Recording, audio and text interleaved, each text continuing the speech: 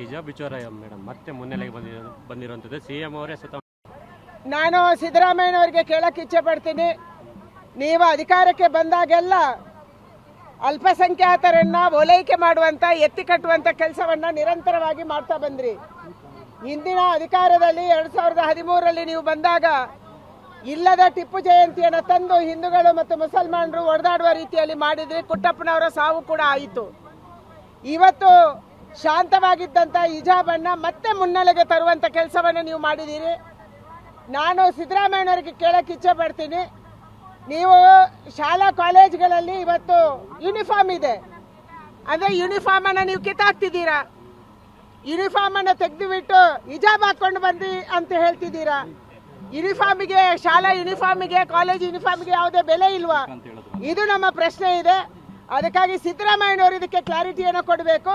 ನೀವು ಹಿಜಾಬ್ ಅನ್ನು ಮಾತ್ರ ಹಾಕೊಂಡು ಬರ್ಬೋದು, ಶಾಲಾ ಯೂನಿಫಾರ್ಮಿನ ಅಗತ್ಯ ಇಲ್ಲ.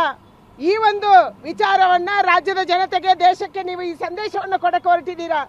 ಸಿದ್ದರಾಮಯ್ಯನವರು ಬಂದಾಗೆಲ್ಲ ಇವತ್ತು ಚುನಾವಣೆ ಹತ್ರ ಬಂದಿದೆ, ಲೋಕಸಭಾ ಚುನಾವಣೆ ಹತ್ರ ಬಂದಿದೆ, ಮತ್ತೆ ಅಲ್ಪಸಂಖ್ಯಾತರ ವೋಟ್ ಬ್ಯಾಂಕ್ ಓಲೈಕೆಗಾಗಿ ಹಿಜಾಬ್ ಅನ್ನ ಮುನ್ನೆಲೆಗೆ ತರುವಂತ ಕೆಲಸವನ್ನ, ಈ ರೀತಿಯ ಇಬ್ಬಗೆಯ ಹೇಳಿಕೆಯನ್ನು ಕೊಡುವಂತ ಕೆಲಸವನ್ನ ಸಿದ್ದರಾಮಯ್ಯನವರು ಮಾಡಿದ್ದಾರೆ.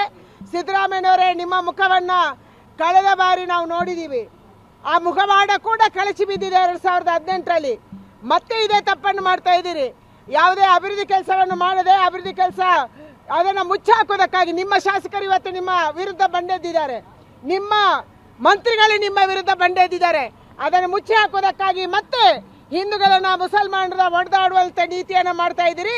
ಇದನ್ನು ಬಿಟ್ಟು ಅಭಿವೃದ್ಧಿ ಕೆಲಸವನ್ನು ಮಾಡಿ, ದುಡ್ಡು ಕೊಡಿ, ಕ್ಷೇತ್ರಗಳಿಗೆ ದುಡ್ಡು ಕೊಡಿ. ಶಾಸಕರು ಕೇಳ್ತಿದ್ದಾರೆ, ಕಾಂಗ್ರೆಸ್ಸಿನ ಶಾಸಕರು ಕೇಳ್ತಿದ್ದಾರೆ, ದುಡ್ಡು ಕೊಡಿ. ಈ ದುಡ್ಡು ಕೊಡುವಂತ ಕೆಲಸವನ್ನ ಮಾಡಿ, ಅಭಿವೃದ್ಧಿ ಕೆಲಸ ಮಾಡಿ ಅನ್ನುವಂತ ಆಗ್ರಹವನ್ನು ನಾನು ಸಿದ್ದರಾಮಯ್ಯ ಅವರಿಗೆ ಮಾಡ್ತಾ ಇದ್ದೀನಿ.